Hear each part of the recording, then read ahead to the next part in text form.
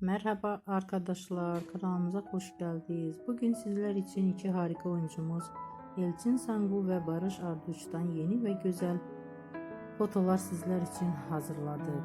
Elçin Sangu öyle bir geçer zaman ki Kurt Seyit ve Şura ve Kiralık Aşk dizisinde rol almış ve herkes tarafından çok beğenilmiştir. Biz de sizler için onların güzel ve romantik karelerini hazırladık. Bu videoların devamlı gelmesini istiyorsanız da kanalıma